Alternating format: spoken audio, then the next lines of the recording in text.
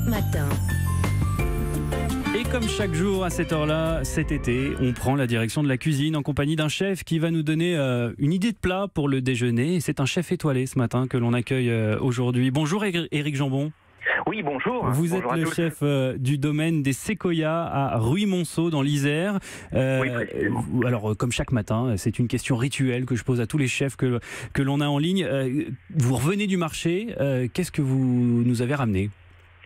Alors, j'ai ramené une belle côte de bœuf. Ah. Et plein de petits légumes. Parce que c'est le moment des barbecues. Si on ne fait pas des barbecues maintenant, on n'en fait jamais. Quelle pièce de bœuf, enfin quelle race de viande vous avez sélectionnée particulièrement ? Alors là, pour le coup, j'ai trouvé une race à viande tout simplement. Mais c'est vrai que quand on parle de race, on peut imaginer des races plus goûteuses que d'autres, comme par exemple la Salaire sous l'Aubrac. D'accord. Mais bon, très simplement, en vacances, on ne va pas être plus exigeant. Mais c'est vrai que ces deux races sont magnifiques et ont des goûts vraiment exceptionnels. Alors, on a compris, cette côte de bœuf, vous allez la passer au barbecue. C'est d'ailleurs pas forcément ce qu'il y a de plus gastronomique, de plus délicat comme cuisson. Comment vous allez procéder pour sublimer la côte de bœuf ? Eh ben si, figurez-vous que même nous, dans notre restaurant gastronomique, on a un tout petit barbecue et on va finir notre cuisson avec.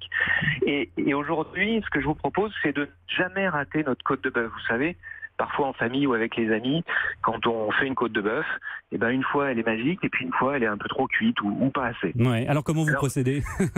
alors la solution, elle est toute simple. Il va falloir se munir d'une sonde. C'est quelque chose qu'on trouve dans tous les magasins de cuisine. Ouais. Et cette sonde, qui coûte maintenant plus très cher, va nous permettre de pré-cuire notre viande. Alors ce qu'il faut faire, il faut planter la sonde à cœur, c'est-à-dire jusqu'au cœur de la viande. Mmh. On va utiliser notre four traditionnel, mais on va le régler à 70 degrés, c'est-à-dire très très bas. Ah seulement, ouais, carrément. Seulement 70 degrés.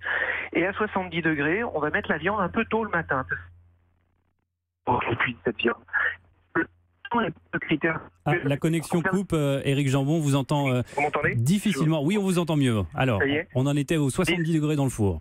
70 degrés dans le four. À peu près 2 heures, mais le temps n'est pas le plus important. Le plus important, c'est qu'on ait 50 degrés à cœur. C'est-à-dire que notre sonde affiche 50 degrés. 50 degrés, on sera sur une cuisson moyenne, légèrement rosée. D'accord. Si on aime un petit peu à point, on montera à 55 degrés. Si on aime plutôt très saignant, on descendra vers 48 degrés, pas plus bas. Et ça, c'est la température à cœur. Ce qui est intéressant, c'est qu'une fois que cette température à cœur est atteinte, on sait que notre côte de bœuf est cuite comme on le veut. Donc on va simplement terminer la cuisson en le mettant sur le barbecue bien chaud. Un petit aller-retour. Sans flamme, bien sûr, jamais de flamme sur un barbecue.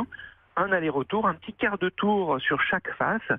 On va faire ça le temps d'un petit apéritif et notre viande est parfaitement cuite. Merci beaucoup Éric Jambon pour cette technique infaillible de cuisson de la côte de bœuf. Je rappelle que vous êtes chef étoilé du domaine des Séquoias à Ruy-Monceau dans l'Isère. On va mettre tous ces conseils évidemment sur notre site europe1.fr. Encore merci et à très bientôt.